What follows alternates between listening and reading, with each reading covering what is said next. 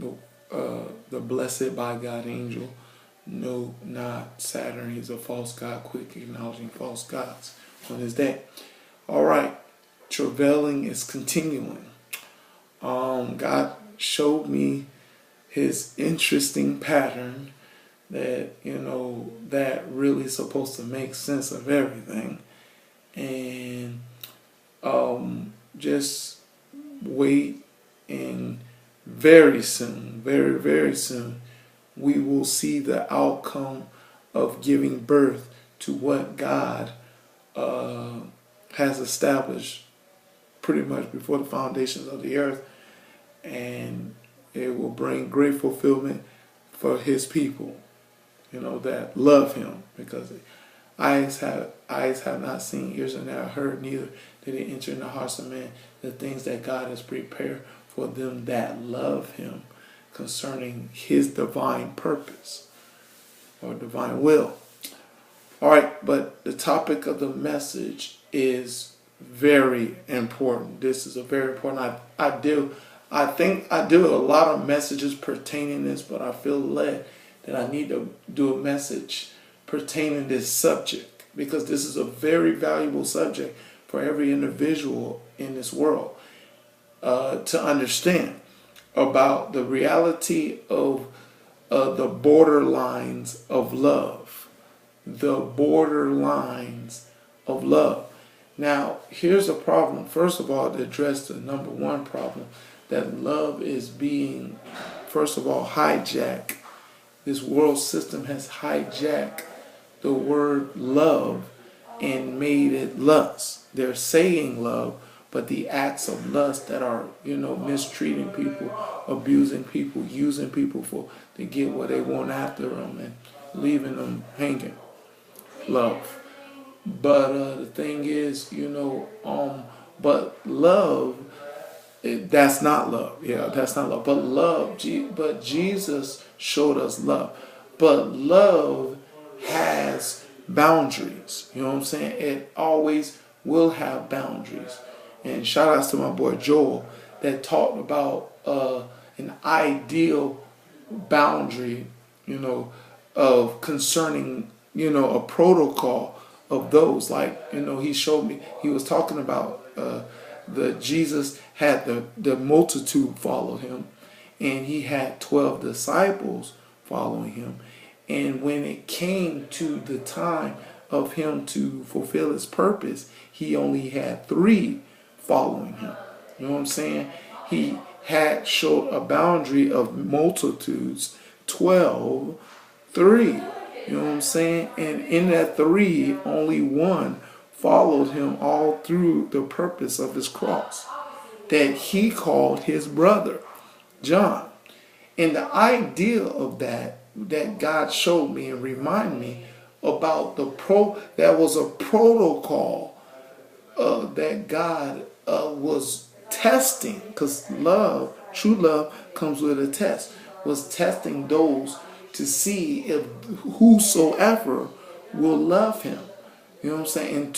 And that's why, to me, I think why Jesus called John his beloved, because John showed forth the love that followed him through his purpose concerning, dying on the cross, and that's why he called John his beloved, because he followed him all the way to the cross, being with him to the very end.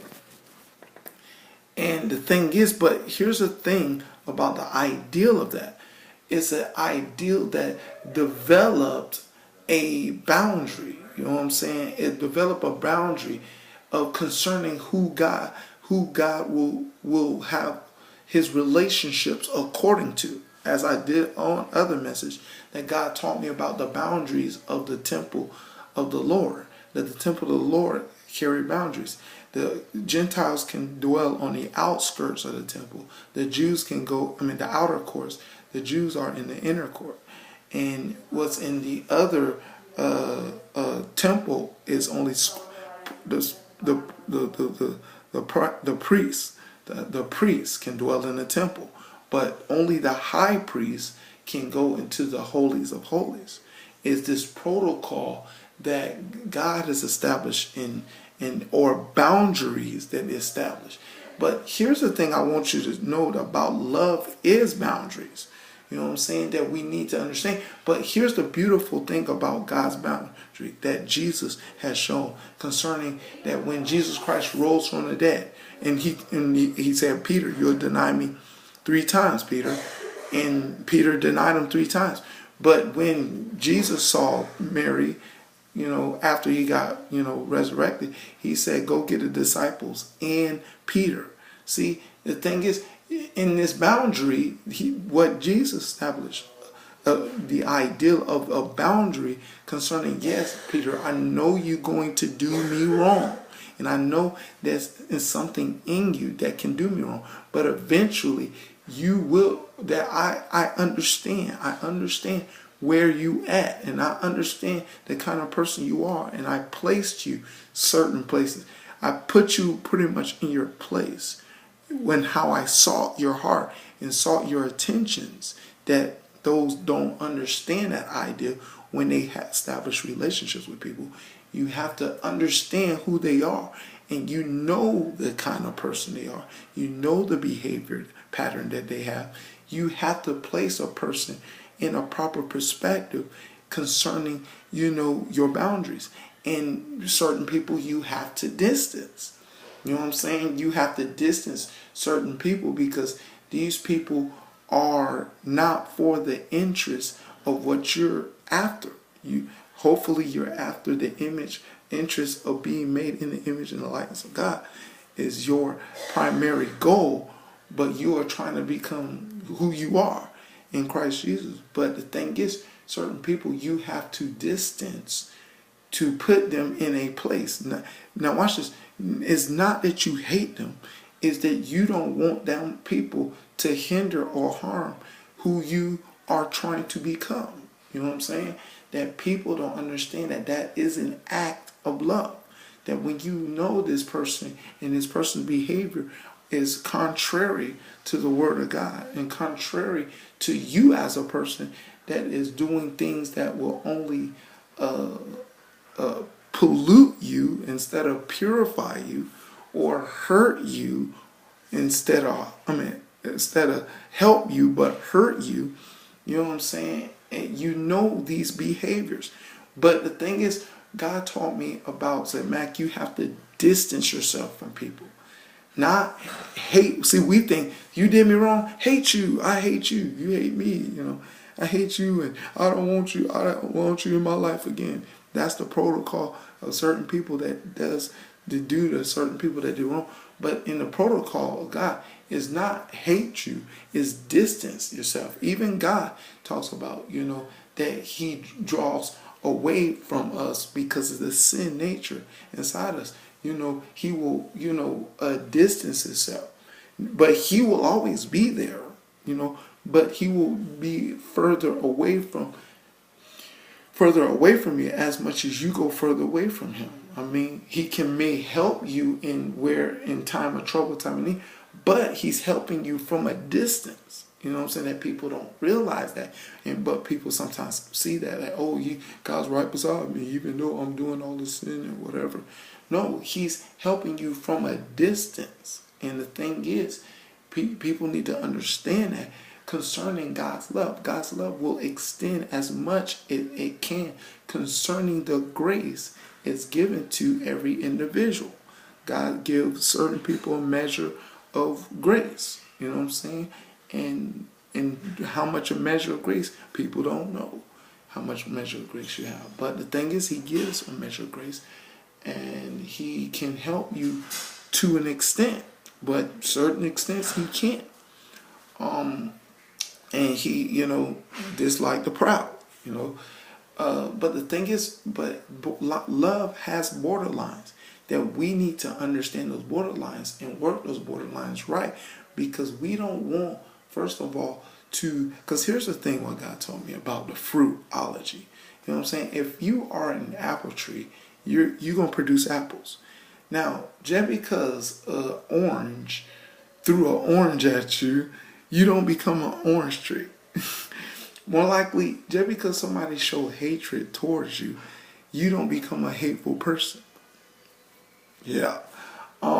The thing is, you are a apple tree, and you supposed to. That means you are a loving person. You're a person that produces love. If you produce love, that's who you are, a loving person. And nobody is not supposed to stop you from becoming a loving person, because you are a loving person. It's concerning of what you need to see you are.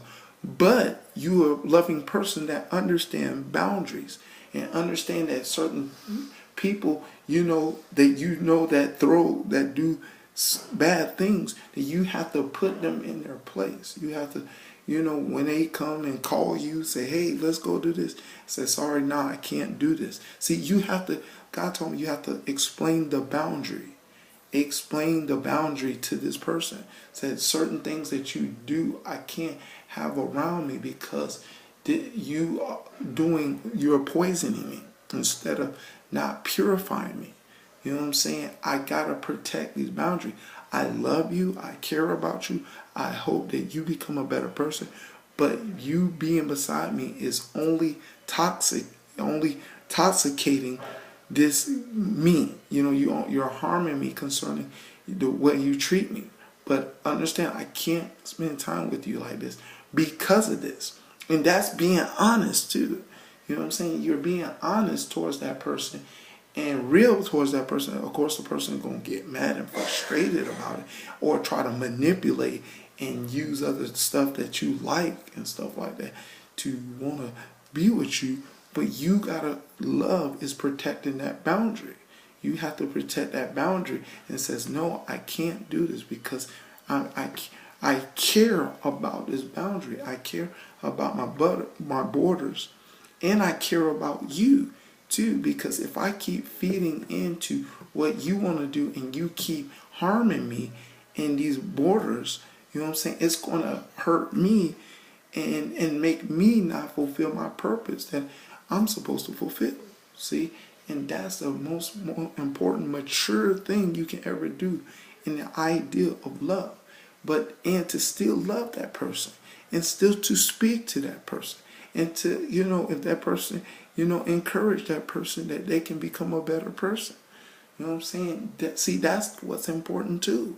You know what I'm saying? That we need to not feel that we have to hate this person because this person did something hurtful to us. Then we will understand we're supposed to be example, that we're supposed to be the Matthews 5:4 that love their enemies. Bless those that curse you. Pray for them that will spitefully use you.